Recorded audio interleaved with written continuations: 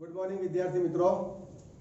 હવે ચેપ્ટર 5 આનુવંશિકતા અને ભિન્નતાના સિદ્ધાંતો બરાબર તમને નવાઈ લાગશે કે સર ચેપ્ટર 6 પૂરું થયું અને 5 તો મિત્રો 5 ના એમસીક્યુ ઉપર આપણે ચર્ચા બાકી છે। તો આજે આપણે ચેપ્ટર 5 ને લગતા એમસીક્યુ ઉપર વધારે ડીપમાં ચર્ચા કરવા માંગીએ છીએ બરાબર। હું પણ એમસીક્યુ કરાવતો જઈશ, તમારે પણ જોડે જોડે एमसीक्यू करता जવું પડશે। ओके, तो एक्सरसाइज 1 થી જ આપણે શરૂઆત કરીએ મિત્રો। તો એની અંદર આપણે પહેલું તો થોડી ચેપ્ટર 5 ની થિયરી એક્સ્ટ્રા પોઈન્ટ બરાબર તમારે યાદ કરવા પડશે જ, અને યાદ કરશો એટલે પછી વાંધો આવશે નહીં। ઓકે, તો પહેલો એમસીક્યુ અહીંયા આપણને આપેલો છે બરાબર કે ભાઈ જનીન ए અને बी संलग्न છે બરાબર, મતલબ સાથે ગોઠવાયેલા છે।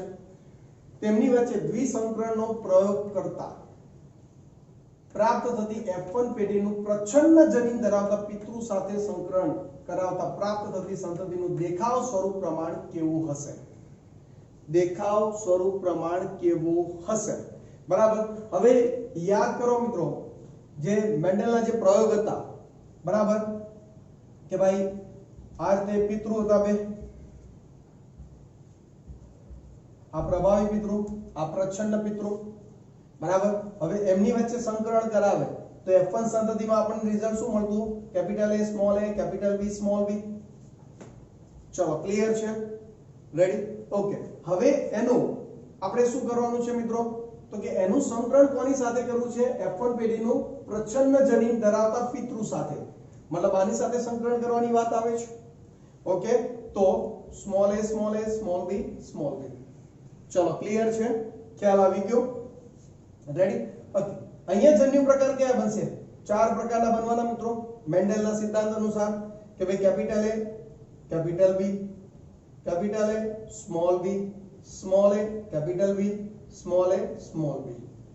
રેડી? જ્યારે અહીંયા જન્યુ પ્રકાર એક જ બનશે, કયો? Small a small b। Ready? તો એને આ રીતે બધા સાથે એ આવી શકે, જોડાઈ શકે, તો કે capital A small a, capital B small b, capital A small a small b small b બરાબર કે નહીં? Small a capital B small b અને small a small b small b। ચલો ક્લિયર છે મિત્રો? તો અહીંયા તમે જોઈ શકો છો કે ભાઈ એને શું માંગ્યું છે કે સંતતિનું દેખાવ સ્વરૂપ પ્રમાણ આપણને કેવું પ્રાપ્ત થઈ શકે બરાબર। તો એ આપણને જોઈ શકીએ છીએ મિત્રો, 1:1:1:1 રિઝલ્ટ આપણને અહીંયા પ્રાપ્ત થતું જોવા મળે છે। ચલો ક્લિયર છે, ખ્યાલ આવી ગયો? તો અહીંયા આપણો આન્સર શું થશે મિત્રો? એ આન્સર આપણો થતો જોવા મળે છે। ચલો ક્લિયર છે? ચારે પ્રકારના સ્વરૂપ પ્રકાર તૈયાર થશે ને મિત્રો?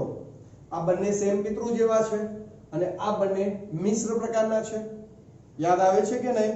ઓકે, તો મેન્ડલનો જે દ્વિસંકરણનો પ્રયોગ હતો એને સાથે તમે એટેચ કરશો તો 100% તમારું માઇન્ડ એમસીક્યુ ને સ્વીકારી લેશે અને તમારો આન્સર ક્લિયર થઈ જશે બરાબર। એટલે મેં તમને પહેલા જ કીધું ચેપ્ટર 5 એકવાર રીડ કરવું પડશે, એટલે તમારે એના એમસીક્યુ માં બહુ પછી વાંધો આવશે નહીં।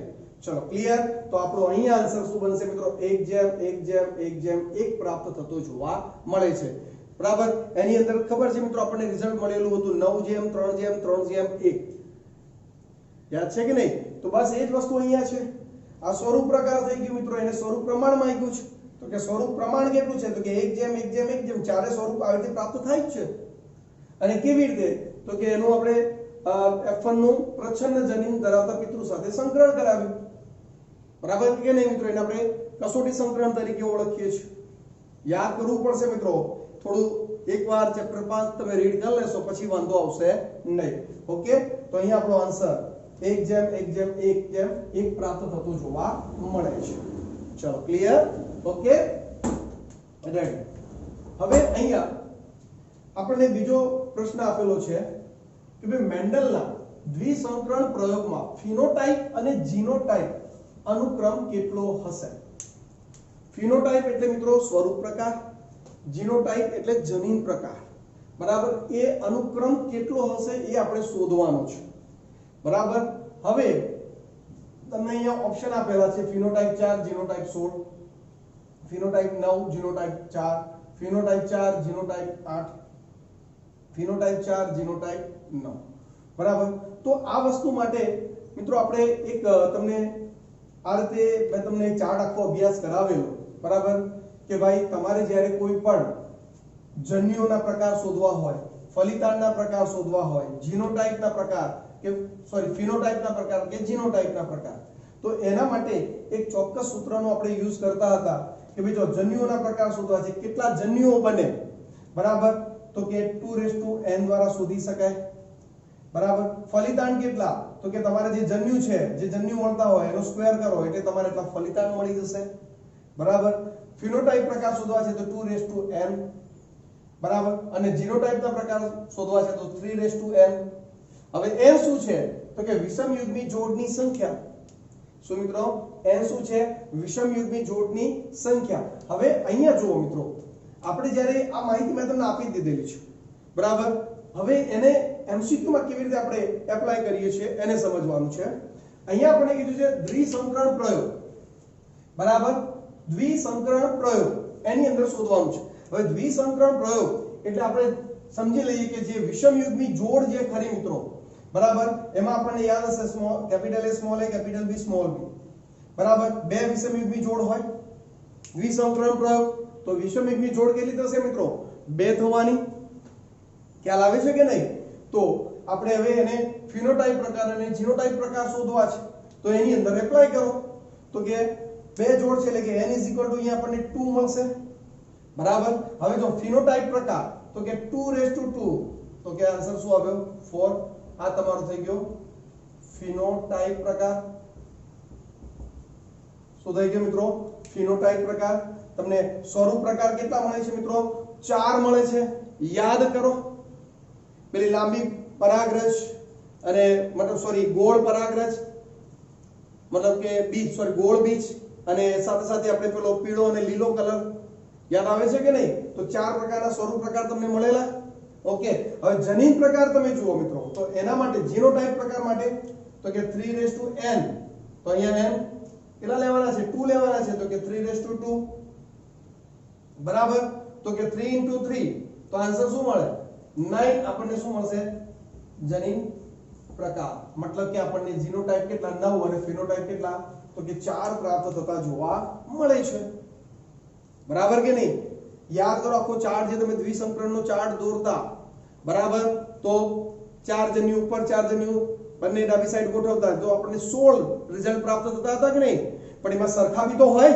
તો એ સરખા અને એવરેજ આપણે તો અલગ અલગ પ્રકારના જોવાના તો તમે ચાર્ટની અંદર જોઈ લેજો તમને 9 જણીન અલગ અલગ પ્રકારના તમને ત્યાં જોવા મળશે બરાબર એટલે તમે આખા ચાર્ટ કેટલી વાર દોરશો MCQ ની અંદર આ તો આપણે જેટલા ઝડપી MCQ સોલ્વ કરીએ એટલો આપણા માટે શું છે ફાયદાકારક છે બરાબર એટલે આ રીતે આ સૂત્રોનો ઉપયોગ કરી ઝડપથી આપણે MCQ સોલ્વ કરી શકીએ છીએ બરાબર તો ફિનોટાઇપ પ્રકાર જીનોટાઇપ પ્રકાર આ રીતે ઝડપથી આપણે શોધી શકીએ છીએ અને આપણે આન્સર આપણો સરળતાથી ડી દર્શાવી શકીએ છીએ બરાબર આ તો જોડે જોડે એટલા માટે ચર્ચા કરું છું કે તમે એ સૂત્રો પણ યાદ આવતા જાય અને તમને તકલીફ પણ ન પડે ચલો ક્લિયર છે ખ્યાલ આવી ગયો મિત્રો તો અહીંયા આન્સર આપણો શું બનશે દિલ્હી બનતો જોવા મળે છે ડી ઓકે એના પછી મિત્રો અહીંયા ટોપિક છે એક સંલગ્ન ગ્રુપમાંથી બીજા ગ્રુપમાં સ્થળાંતરણ કરવાની ક્રિયા વિધિને શું કહે છે એક સંલગ્ન ગ્રુપમાંથી બીજા સંલગ્ન ગ્રુપમાં સ્થળાંતરણ કરવાની ક્રિયાવિધિને શું કહે છે મિત્રો શબ્દો જો મિત્રો ઉત્ક્રમણ દ્વિકૃતિ સ્થળાંતરણ વ્યતિકરણ બરાબર વ્યતિકરણ તમે ભણી ગયા છો કે રંગસૂત્રોના ટુકડાઓમાં શું થવી અદલા બદલી એને આપણે શું કહીએ છીએ મિત્રો વ્યતિકરણ કહીએ છીએ એટલે એ તો આખો પોઈન્ટ છે જ નહીં બરાબર પણ આ વસ્તુ મેં થિયરી સાથે તમારી જોડે ચર્ચા કરી ગયો છું બરાબર છતાં પણ તમને કહી દઉં કે આ એક આપણું રંગસૂત્ર છે બરાબર જેના ઉપર જનીનો ગોઠવાયેલા છે કે ભાઈ A B C D E અને F બરાબર આ જનીનો ગોઠવાયેલા છે બરાબર એની એક સમજ આપી દઉં તમને હવે અહીંયાથી કટ થાય જનીન મતલબ કે રંગસૂત્રનો ટુકડો એટલે જનીનો એટલા ગાયબ થઈ જશે તો એને લોપ થયો કહેવાય મતલબ એનું વિઘટન થઈ જશે તો એ સ્થિતિને શું કહેવાય લોપ કહેવાય એ શબ્દ અહીંયા વાપર્યો નથી બાકી ચાર પ્રકાર છે લોપ દ્વિકૃતિ ઉત્ક્રમણ અને સ્થાનાંતરણ બરાબર તો એ રંગસૂત્ર લોપ થઈ ગયું કહેવાય બરાબર બીજું આ બધી અવસ્થાઓ ક્યાં બને મિત્રો તો કે બે આંતરા અવસ્થાનો S તબક્કો કે જ્યાં જનીન દ્રવ્ય બેવડાતું હોય ત્યાં આવી ઘટનાઓ બનતી જોવા મળે છે બરાબર બીજી સ્થિતિ શું થાય છે મિત્રો સમજો કે ભાઈ જ્યારે કોઈ વાર કાપો અહીંયા પડે છે મતલબ બે જગ્યાએ રંગસૂત્ર તૂટે છે સમજી લો કે ભાઈ આ રીતે બે જગ્યાએથી તૂટી ગયું બરાબર તો આના જ રંગસૂત્ર એના એક જનીન વાળું ઉલટાઈને પાછું ત્યાં જોડાઈ જાય મતલબ ક્રમ બદલાઈ જાય સી આ બાજુ આવી જાય બી આ બાજુ આવી જાય 180 અંશના ખૂણે મિત્રો કેટલા 180 અંશના ખૂણે ફરીને પાછું એના ત્યાં જોડાઈ જાય તો એ સ્થિતિને મિત્રો ઉત્ક્રમણ કહેવાય શું કહેવાય મિત્રો ઉત્ક્રમણ કહેવાય છે કે ભાઈ જનીન રંગસૂત્રમાંથી ટુકડો પડ્યો ખરા છૂટું પડ્યું પણ ત્યાંના ત્યાં ઉલટું પાછું ત્યાં જોડાઈ ગયું એટલે જે ક્રમ હતો A B C એની જગ્યાએ થઈ ગયો A C B તો આવી સ્થિતિને મિત્રો ઉત્ક્રમણ કહેવાય છે બરાબર પછી મિત્રો દ્વિકૃતિ કીધું છે તો કે દ્વિકૃતિનો મતલબ શું કે ભાઈ જનીન નો અમુક ટુકડો બેવડાય મતલબ કે DNA નો જેમ કે B અને C છે બરાબર તો ફરીથી પુનરાવર્તિત થાય આ રીતે નવો જનીન તૈયાર થાય DNA તો જુઓ A B C ફરી પાછા પુનરાવર્તિત થયા તો આ સ્થિતિને મિત્રો દ્વિકૃતિ કહેવાય આ સ્થિતિને શું કહે છે દ્વિકૃતિ તરીકે ઓળખવામાં આવે છે મતલબ અમુક જનીનો બેવડાઈ ગયા ડબલ થઈ ગયા તો એને દ્વિકૃતિ તરીકે ઓળખવામાં આવે ચલો ક્લિયર ઓકે હવે આ શબ્દને સમજો મિત્રો સ્થળાંતરણ મિત્રો આપણે જાણીએ છીએ કે રંગસૂત્રોની આપણી પાસે કેટલી 23 જોડ છે બરાબર તો 23 જોડ જે રંગસૂત્રો જે ખરા બરાબર એમાંથી કોઈ એક ટુકડો અહીંથી છૂટો પડ્યો સમજી લો કે આ છેડાનો વિસ્તાર અહીંથી છૂટો પડી ગયો જેના પર F નામનું જનીન આવેલું હતું હવે આ ટુકડો પોતાના સંલગ્ન રંગસૂત્ર સાથે ત્યાંના ત્યાં જોડાતો જ નથી બરાબર જેમ કે પહેલા નંબરની રંગસૂત્રની જોડમાંથી છૂટો પડ્યો છે તો પહેલા સિવાયની કોઈ પણ જોડ બીજી ત્રીજી ચોથી પાંચમી છઠ્ઠી સાતમી 22મી કે 23મી કોઈ પણ જોડ સાથે જઈને જોડાઈ જાય તો એ સ્થિતિને મિત્રો શું કહેવાય સ્થળાંતરણ તરીકે ઓળખવામાં આવે છે બરાબર એટલે મેં તમને એક થોડી મૌખિક માહિતી આપી દીધી બરાબર જે ઓલરેડી થિયરીમાં મેં તમને ભણાવેલું પરંતુ તમારું ચિત્ર વધારે સારું ક્લિયર થાય એટલા માટે તો કે એક સંલગ્ન ગ્રુપમાંથી બીજા ગ્રુપમાં સ્થળાંતરણ કરવાની ક્રિયા બરાબર એટલે પહેલી જોડમાંથી રંગસૂત્રમાં એકથી એક ટુકડો જે અમુક જનીનો લઈને છૂટો પડ્યો અને કોઈ બીજા જ રંગસૂત્ર સાથે જોડાઈ જાય બરાબર તો એને સ્થળાંતરણ એટલે કે સ્થળાંતરણ કરવાની ક્રિયાને શું કહેવાય મિત્રો સ્થળાંતરણ તરીકે ઓળખવામાં આવે છે ચલો ક્લિયર ઓકે એટલે અહીંયા આપણો આન્સર સ્પષ્ટપણે મિત્રો શું સી બનતો જોવા મળે છે રેડી આગળ F1 દ્વિસંકરણ માખીઓ વચ્ચે કસોટી સંકરણ કરાવતા પુનઃ સંયોજિત સંતતિ કરતા પિતૃ પ્રકારની સંતતિ વધુ ઉત્પન્ન થાય છે તે શું સૂચવે છે મિત્રો અહીંયા ધ્યાન આપવા જેવી બાબત છે કે હમણાં જ આપણે વાત કરી કે કેપિટલ A કેપિટલ B એક જ રંગસૂત્ર ઉપર આવેલા છે અને એના સમજાત રંગસૂત્ર ઉપર સ્મોલ a સ્મોલ b છે સમમિતિ રંગસૂત્ર ઉપર બરાબર છે કે નહીં ઓકે તો આગળ જે એને શું કીધું પુનઃ સંયોજિત સંતતિ F1 દ્વિસંકરણ માખીઓ વચ્ચે કસોટી સંકરણ કરાવતા કસોટી સંકરણ હવે આપણે સમજી લઈએ કે આપણે બે પિતૃ પસંદ કર્યા છે પહેલાથી જ લઈ લો ચલો આ બે આ એક સંયુગ્મી પ્રભાવી પિતૃ છે આ સંયુગ્મી પ્રચ્છન્ન પિતૃ છે હવે એમની વચ્ચે સંકરણ કરાવે એટલે capital A small a capital B small b આ થઈ રચના હવે એની સાથે કસોટી સંકરણ કરાવવાની વાત કરે છે એટલે કસોટી સંકરણ માટે તો હંમેશા પ્રચ્છન્ન પિતૃને જ પસંદ કરવામાં આવે એટલે small a small b small b એની સાથે સંકરણ થશે આનું ખ્યાલ આવે છે કે નહીં ઓકે તો હવે એ શું કહે છે કે જે F2 પેઢી છે મતલબ કે આગળની જે સંતતિ મળે છે એમાં પિતૃ પ્રકારની સંતતિ વધુ ઉત્પન્ન થાય છે મતલબ એ એવું કહેવા માંગે છે કે કેપિટલ A અને કેપિટલ B સ્મોલ a અને સ્મોલ b સાથે આવતા હોય એવી સંતતિઓ વધારે છે કોના કરતા તો કે capital A small b small a capital B કરતા આ પુનઃ સંયોજન કહેવાય. તો આમના કરતા આ બંને વધારે આવે છે, બરાબર. તો એનો મતલબ શું થયો મિત્રો કે એક જ રંગસૂત્ર ઉપર આવેલા આ બંને જનીનો કેટલા ખૂબ જ વધારે નજીક ગોઠવાયેલા હશે, એટલે એમના સાથે ઉતરી આવવાના ચાન્સીસ કેવા છે? વધારે છે. એમ કેપિટલ એ બી સાથે ઉતરી આવવાના ચાન્સીસ વધારે છે, એ જ રીતે સ્મોલ એ બી સાથે ઉતરી આવવાના ચાન્સીસ વધારે છે. એટલે આ બંને ના જ રિઝલ્ટ ધરાવતી સંતતિઓ વધારે જોવા મળી રહી છે, જ્યારે મિશ્ર પ્રકારવાળી સંતતિઓ ઓછી પ્રાપ્ત થઈ રહી છે. પુનઃ સંયોજિત જનીન દ્રવ્ય ધરાવતી સંતતિઓ ઓછી આપણને અહીંયા પ્રાપ્ત થતી જોવા મળે છે, બરાબર. તો જો ઓપ્શન શું કહે છે? અર્ધીકરણ દરમિયાન રંગસૂત્રો છૂટા પડવામાં અસફળ રહે છે. અર્ધીકરણ દરમિયાન રંગસૂત્રો છૂટા પડવામાં અસફળ રહે છે. મિત્રો આવું તો કોઈ રીઝન છે જ નહીં. બે જનીનો સંલગ્ન છે અને એક જ રંગસૂત્ર પર આવેલા હોય છે. ચલો આ ચાન્સ છે કે નહીં? બંને જનીનો સંલગ્ન છે અને એક જ રંગસૂત્ર ઉપર આવેલા છે, એના ચાન્સીસ વધારે છે. બંને લક્ષણો એક કરતા વધારે જનીનો દ્વારા નિયંત્રિત થાય છે, બરાબર. તો પોલીજેનિક વારસો થઈ ગયો, બહુજનીનિક વારસો, બરાબર. એ તો કઈ લેવા દેવા જ નથી. બે જનીનો બે ભિન્ન રંગસૂત્રો પર આવેલા હોય. મિત્રો ભિન્ન રંગસૂત્રો પર આવેલા હોય ને તો 100% પુનઃ સંયોજન વાળા જ રિઝલ્ટ વધારે પ્રાપ્ત થઈ શકે છે. ચલો ક્લિયર છે? એટલે આમાં સૌથી બેસ્ટ અર્ધીકરણ દરમિયાન રંગસૂત્રો છૂટા પડવામાં અસફળતા રહે છે. મિત્રો નો ડાઉટ અર્ધીકરણ દરમિયાન રંગસૂત્રો છૂટા પડવામાં, પણ અહીંયા વ્યતિકરણની વાત ચાલે છે, બરાબર. તો વ્યતિકરણના ચાન્સીસ વધારે છે કે ઓછા છે એ તો એક જ રંગસૂત્ર ઉપર આવેલા જનીનો અને બંને જનીનો વચ્ચેનું અંતર ડિસાઈડ કરે, જેને આપણે સેન્ટીમોર્ગન તરીકે ઓળખીએ છીએ, બરાબર કે નહીં? તો એના આધારે એ આખું ડિસાઈડ થતું જોવા મળે છે. એટલે આપણે અહીંયા બેસ્ટ નજીક સૌથી વધારે બેસ્ટ કોઈ વાક્ય હોય તો એ કયું છે કે ભાઈ બે જનીનો સંલગ્ન છે અને એક જ રંગસૂત્ર પર શું છે? આવેલા છે, એટલે એમના સાથે ઉતરી આવવાના ચાન્સીસ કેવા છે મિત્રો? વધારે છે. ચલો ક્લિયર છે? ખ્યાલ આવી ગયો? ઓકે. એટલે આપણો આન્સર અહીંયા શું બનશે મિત્રો? બોમ્બે બનતો જોવા મળે છે. ચલો ક્લિયર? વિદ્યાર્થી મિત્રો આગળનો એમસીક્યુ જોઈએ. ખેતરમાંથી લાવવામાં આવેલ વનસ્પતિ કોષમાં વિદ્યાર્થીએ ટેલોફેઝ અવસ્થા, મિત્રો ટેલોફેઝ અવસ્થા, પૂર્વાવસ્થા, બાજનાવસ્થા, બાદનોત્તરાવસ્થા અને અંત્યાવસ્થા. તો અંત્યાવસ્થાનો વર્ડ છે મિત્રો શું? ટેલોફેઝ અવસ્થા, બરાબર.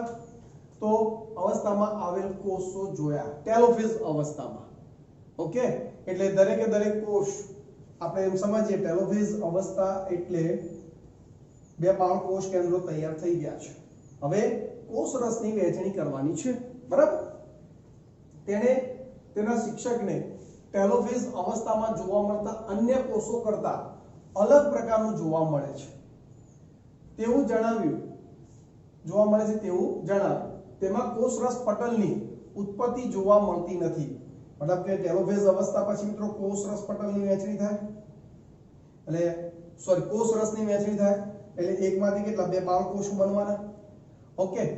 તો એને એ ઘટના જોવા ન મળી, કોષ રસ વિભાજન, બરાબર, જેને આપણે સાઇટોકાઇનેસિસ કહીએ છીએ, બરાબર. કોષ કેન્દ્ર વિભાજન એટલે કેરિયોકાઇનેસિસ, કોષ કેન્દ્ર વિભાજન, અને કોષ રસ વિભાજન એટલે સાઇટોકાઇનેસિસ. તો કોષ રસ વિભાજનની ક્રિયા એમાં થતી નથી. આથી કોષમાં બીજા વિભાજન પામતા કોષો કરતા વધારે રંગસૂત્રો જોવા મળે. હવે આ બાજુ એક 2n હતું ને આ બાજુ પણ 2n હતી રચના, બરાબર, જોવા મળ્યા. તો આ વસ્તુ ખાલી જગ્યામાં પરિણમે, બરાબર.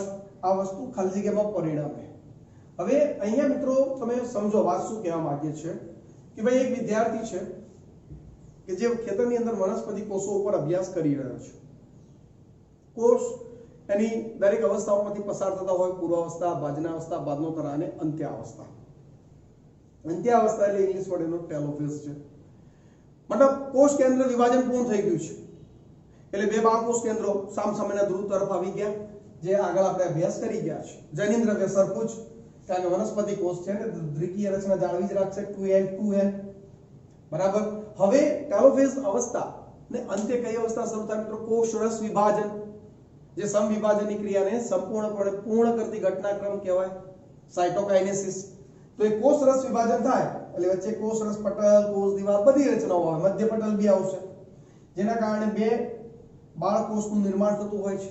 પરંતુ અહીંયા આવી કોઈ જ તકતી કે કોષ રસ પટલ જેવી રચના બનતી જ નથી, મધ્ય પટલ આવતું જ નથી. તો એનો મતલબ શું થયો? એક જ કોષની અંદર કેટલા? તો કે બે બાળ કોષ કેન્દ્રો આવી ગયા, એટલે દ્વિકોષ કેન્દ્રીય અવસ્થા થઈ, બરાબર ને? અને જો બે કરતા આગળ વધે તો આપણે એને બહુકોષ કેન્દ્રીય અવસ્થા કહીએ છીએ. હવે જે જનીન દ્રવ્ય જે હતું નોર્મલી એ એના કરતા સીધું જ ડબલ થઈ ગયું. 2n હતું તો સીધું 4n થઈ જશે. જનીન દ્રવ્ય શું થઈ ગયું મિત્રો? ડબલ થઈ ગયું ને? ખ્યાલ આવે છે કે નહીં? અચ્છા, હવે આવી સ્થિતિને યાદ કરો મિત્રો. મેં તમને આ ટોપિક ભણાવેલો છે પ્લોઇડી, જે બે ભાગમાં વહેંચાય, યુપ્લોઇડી અને એન્યુપ્લોઇડી.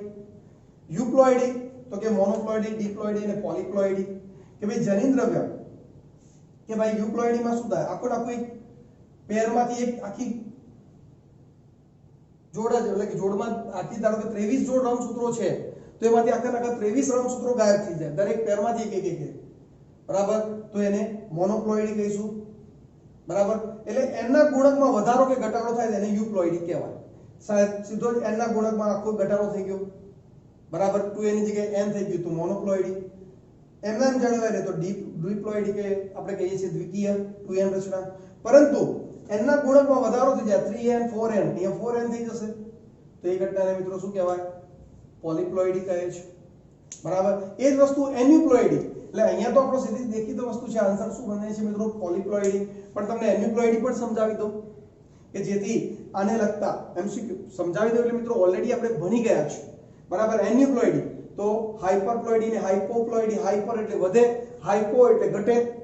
હાઇપરના પ્રકાર હતા ટ્રાયસોમી અને ટેટ્રાસોમી, મતલબ કે 2n+1 અને 2n+2, મતલબ કે જોડમાં રંગસૂત્રો, પ્રત્યેક કોઈ પર્સનલી જોડમાં એકાદ રંગસૂત્રમાં શું થાય? વધારો થાય તો આપણે એને ટ્રાયસોમી કહીએ છીએ.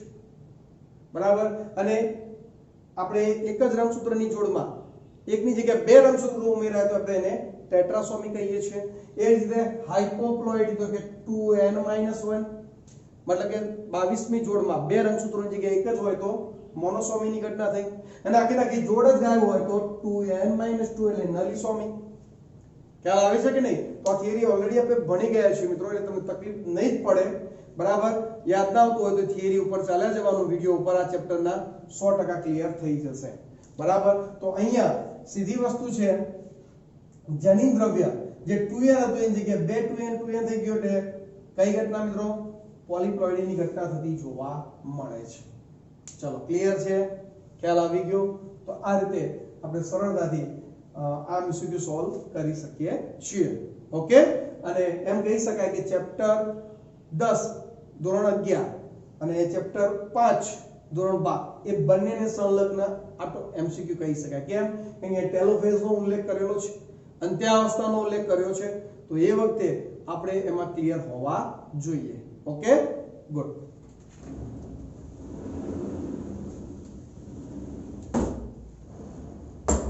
અહીંયા મિત્રો આગળનો એમસીક્યુ છે, જનીન નકશાની રચના કરવા માટે કયો એકમ એટલે કે સેન્ટીમોર્ગન અંગીકૃત કરાય છે? બરાબર? હવે આ એક સેન્ટીમોર્ગનનો એક સિમ્પલ મતલબ કે જનીનો વચ્ચેનો નકશો, આપણે જનીન નકશા તૈયાર કરીએ છીએ મિત્રો. બરાબર? કે ભાઈ રંગસૂત્રો છે એના ઉપર ગોઠવાયેલા જનીનો, બરાબર કે નહીં? તો જનીનો વચ્ચેના જે અંતર છે મિત્રો એ આપણે સેન્ટીમોર્ગન વડે દર્શાવીએ છીએ મિત્રો. આપણે બધાએ જાણીએ છીએ, એનસીઈઆરટી માં એક ઉલ્લેખ કરેલો છે. બરાબર? તો બે જનીનો વચ્ચેનું અંતર એ આપણને શું દર્શાવે છે? સેન્ટીમોર્ગન તરીકે આપણે એને દર્શાવીએ છીએ. બરાબર કે નહીં? આ વસ્તુ આપણે ઓલરેડી ભણી ગયા છે. બરાબર? તો કે બે પ્રદર્શિત જનીનો કે જે 100% વ્યતિકરણ પ્રતિનિધિત્વ કરે તેને એકમ અંતર કહેવાય. 100% પ્રતિનિધિત્વ કરે એટલે મિત્રો અંતર સીધી વસ્તુ છે, વધારે હશે તો જ 100% ની અંદર વ્યતિકરણ થાય. બરાબર? આપણે તો શું જોઈએ છે? જનીનો વચ્ચેનું અંતર. તો સીધી વસ્તુ છે, બે નજીકે ગોઠવાયેલા હોય જનીનો તો એમની વચ્ચેના અંતરને જ શું કહીએ? આપણે સેન્ટીમોર્ગન તરીકે ઓળખાવીશું. અહીંયા જો તમને બધાના રેશિયો જુઓ, 100%, 1%, 50%, 10%. તમે પર્સન્ટેજ જો 100%, 1%, 50% અને 10%. આપણે તો કોને સેન્ટીમોર્ગન કહીએ છીએ? જનીનો વચ્ચેનું અંતર સેન્ટીમોર્ગન. પરંતુ બે જનીનો વચ્ચેનું અંતર મતલબ કે જનીનો વચ્ચે જેમાં સીધી વસ્તુ જેટલા નજીક હશે એનો મતલબ એ જનીનો વચ્ચે એટલા નજીક ગોઠવાયેલા છે પણ એ સેન્ટીમોર્ગન વડે દર્શાવીએ, બરાબર કે નહીં? તો અહીંયા જે આપણું સેકન્ડ વાક્ય છે કે ભાઈ એ જનીનો રંગસૂત્ર પર કે જે 1% વ્યક્તિકરણનું પ્રતિનિધિત્વ કરે તે એકમ અંતર, બરાબર કે ભાઈ નજીક ગોઠવાયેલા છે. જેમ કે અહીંયા જનીન આપણે આપી દઈએ, આ જનીન ધારો કે A છે અને આ B છે, બરાબર.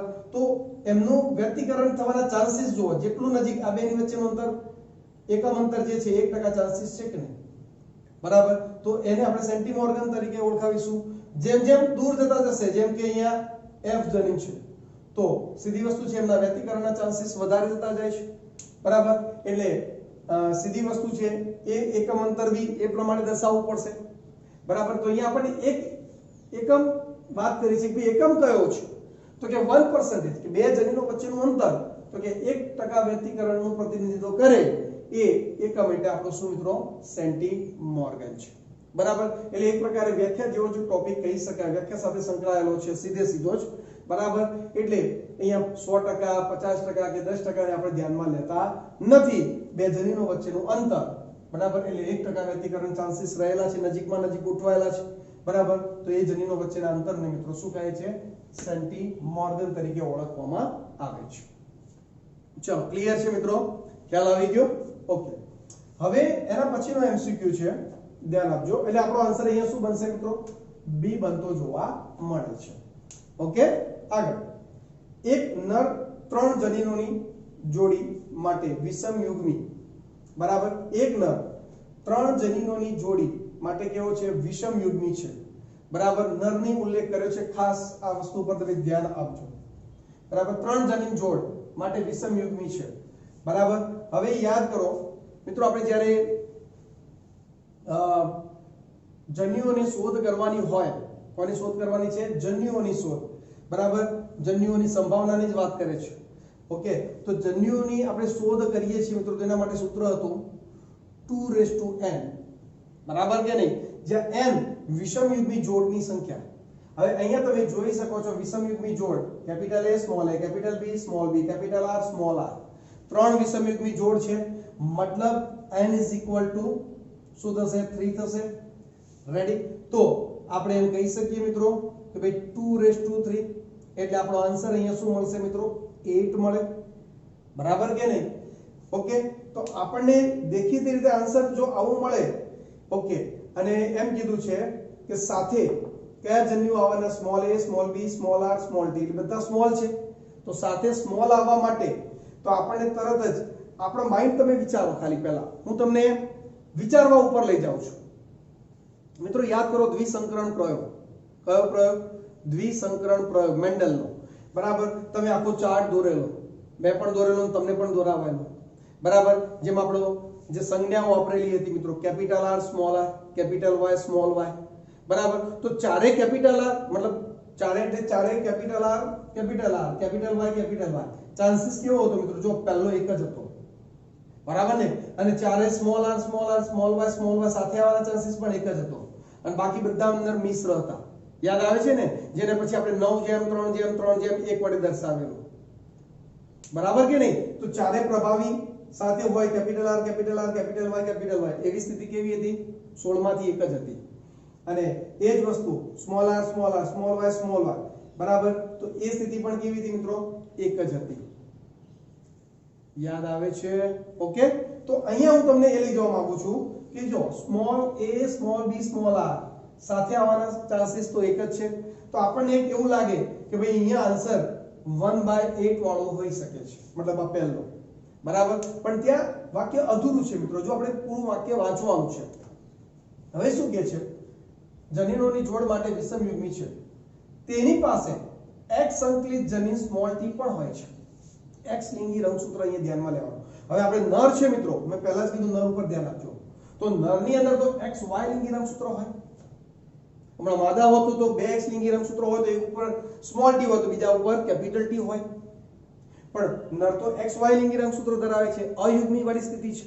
હવે x ઉપર સ્મોલ t છે તો આપણે અયુગ્મી સ્થિતિમાં ધારો કે x માટેનો સ્મોલ t લઈ લઈએ તો y માટે આપણે 0 વડે દર્શાવીએ અથવા o વડે દર્શાવી દઈએ, સિમ્પલ. તો એના પણ બે ચાન્સીસ થાય કે નહીં મિત્રો? બરાબર કે નહીં?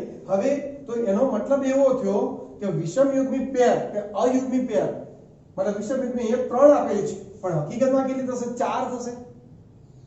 કેમ? તમારે x લિંગેરન સૂત્રને પણ ઉમેરવું તો પડશે કે નહીં? xy વાળાને પણ ધ્યાનમાં લેવું પડશે કે નહીં? બરાબર કે નહીં? તો હવે 2 નહીં મિત્રો, હવે n = 4 થઈ ગયું. તો 2 આપણે શું લેવું પડે? 4 લેવું પડે. તો 2 * 2 * 2 * 2 બરાબર. તો અહીંયા આપણો આન્સર શું બનશે મિત્રો? 16 બને છે. બરાબર. હવે એ 16 માં સીધી વસ્તુ છે, તમે એક તો વસ્તુ લીધા એટલે આપણે 8 આન્સર પહેલા મળ્યો. કેટલો આન્સર આવ્યો મિત્રો? 8 આવતો હતો. પણ એ ક્યારે? 3 વિષમયુગ્મી પેર હોય ત્યારે.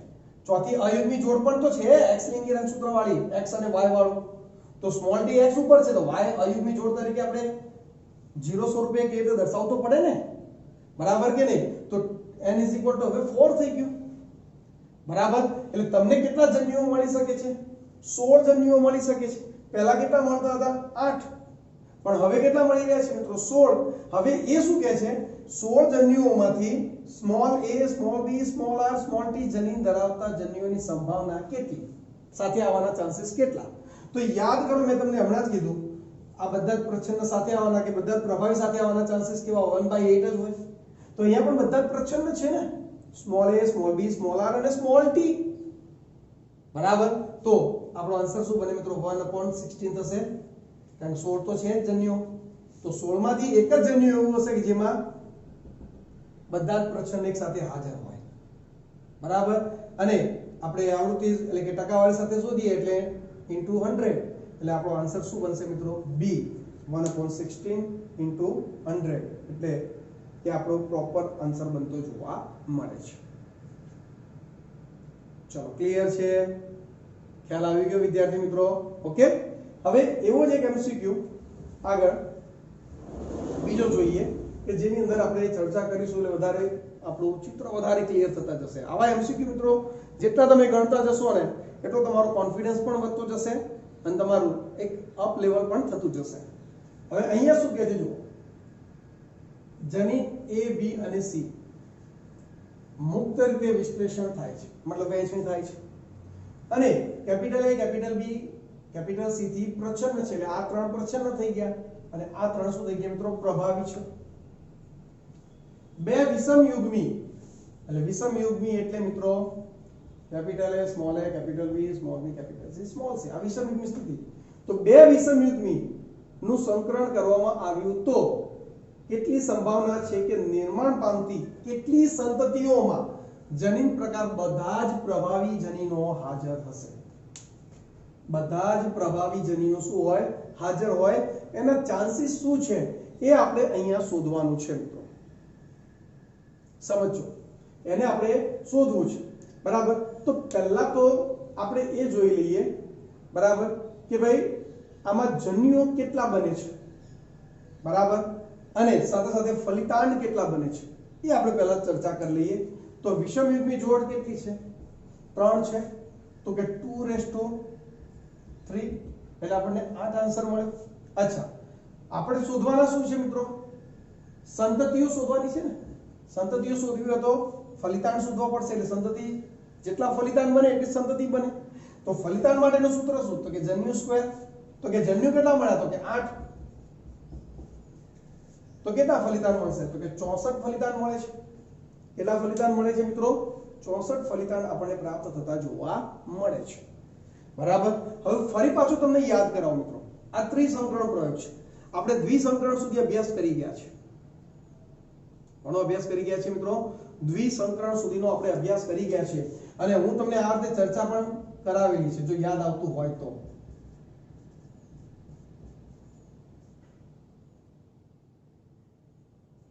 યાદ આવે છે મિત્રો?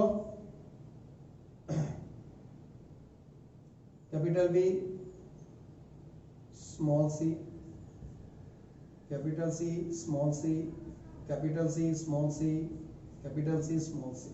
એટલે આપણને 8 પ્રકારના આના જન્યુ એક પિતૃના મળે એવા 8 બીજા પિતૃના એટલે કુલ કેટલા?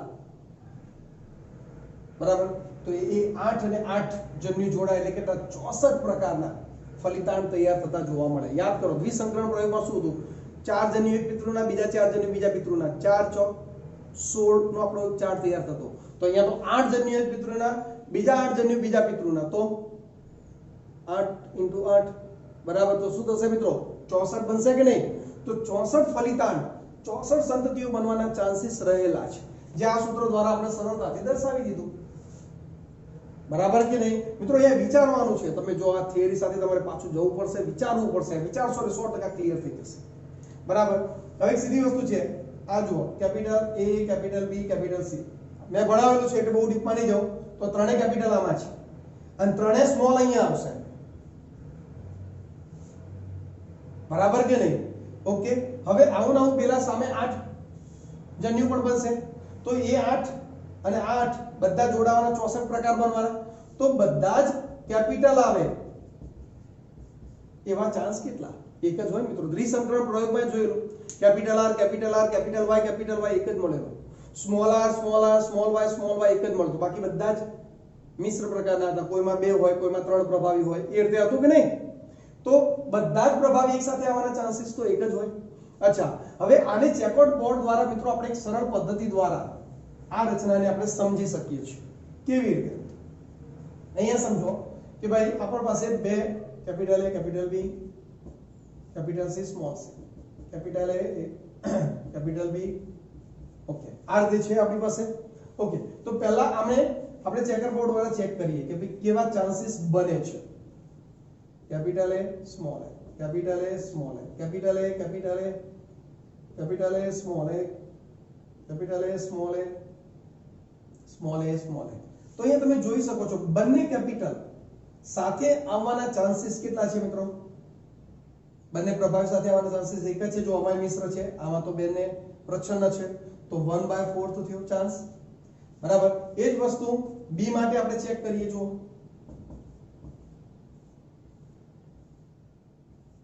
કેપિટલ B, સ્મોલ b, તો capital B, capital B, capital B, small b, capital B, small b, small b, small b. તો ફરી પાછું તમે જોઈ શકો છો આમાં પણ ચાન્સીસ કેવા છે કે બંને પ્રભાવી સાથે આવે, તો કે 1/4 છે. બરાબર કે નહીં? હવે C માટે ચેક કરીએ. જો capital C, small c, capital C, small c, capital C, capital C, capital C, small c, capital C, small c, small c, small c. તો અહીંયા પણ ચાર માંથી કેવો એક જ ચાન્સ મળે છે.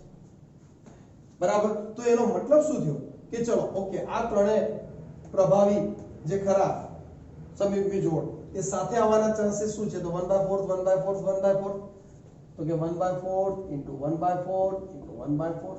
તો આન્સર શું મળે મિત્રો? 1 * 4 ચોક 16 ચોક 64, 1/64. એટલે 64 માંથી તમને એક જ એવી પેર મળશે કે જેમાં ત્રણેય પ્રભાવી, ત્રણેય શું મિત્રો? પ્રભાવી, એટલે કે capital A, capital A, capital B, capital B, capital C સાથે આવી શકે છે. બરાબર. હવે આ જ વસ્તુમાં તમને એને જો આ રીતે માંગે કે બધા જ પ્રભાવી જનીનો હાજર હોય, એવું જેને એમ અહીંયા પ્રશ્ન કર્યો બધા જ પ્રચ્છન્ન જનીનો હાજર હોય, તો બધા જ પ્રચ્છન્ન એટલે small a, small a, small b, small b, small c, small c. હવે આપણે આ શોધવાનું કહેતો, તો આને કેવી રીતે શોધીએ? અહીંયા પણ એક મિત્રો મેં તમને પહેલા જ કીધું, દ્વિસંકરણ પ્રયોગમાં capital R, capital R, capital Y, capital Y એક ચાન્સ હતો, અને small r, small r, small y, small y એક જ ચાન્સ હતો. યાદ કરો, ચેકરબોર્ડ ચાર્ટ જોઈ આવજો, ક્લિયર કરી નાખજો. તો એક ચાન્સ હતો. હવે એ જ વસ્તુ અહીંયા જુઓ કે ભાઈ small a, small a 1/4 chance છે ને, ચાર માંથી એક જ વાર એવું બને કે બે સાથે આવે, એટલે આ પણ એક. તો ફરી પાછો એ જ આન્સર બનશે કે ભાઈ તમને અહીંયા બધા જ પ્રભાવી જનીનો સાથે આવા 1/64 વાળો આન્સર આવે છે. બરાબર. હવે એ જ વસ્તુ તમને બધા પ્રચ્છન્ન માટે કીધું હોત તો ત્યાં પણ આન્સર આપણો 1/64 જ થતો. ખ્યાલ આવે છે કે નહીં મિત્રો? ક્લિયર થાય છે દરેકને મગજમાં? રેડી? તો આ રીતે આપણે આ ટાઈપના જે MCQ જે પૂછાતા હોય મિત્રો, એ આપણે સરળતાથી સોલ્વ કરી શકીએ છીએ આ ચેકઆઉટ બોર્ડ પદ્ધતિ દ્વારા. આવા આગળ પણ MCQ આવતા જશે, હું તમારી જોડે ચર્ચા કરતો જઈશ. કારણ કે એક જ MCQ માં અલગ અલગ બધા મારે ઉદાહરણ કે એક્ઝામ્પલ નથી લેવા, એમ તમારું પાછું કન્ફ્યુઝન વધી જાય. અહીંયા એટલું યાદ રાખો, તમે પેલા પ્રભાવી જનીનોની હાજરી અને પ્રચ્છિન્ન જનીનોની હાજરી એ તમારા માઇન્ડમાં સેટઅપ કરો. આના માટે તમે દ્વિસંકરણ પ્રયોગને પણ વિચારો. આના માટે તમે આ ત્રિસંકરણ પ્રયોગને પણ વિચારો, જેથી તમે એક તમારી વિચાર ક્ષમતા વધી જશે કે યસ આ રીતે આ પદ્ધતિ રાઈટ છે કે ભાઈ જેનાથી આપણે આપણો એમસીક્યુ સરળતાથી સોલ્વ કરી શકીએ છીએ. ચલો ક્લિયર છે મિત્રો, ખ્યાલ આવી ગયો? ઓકે.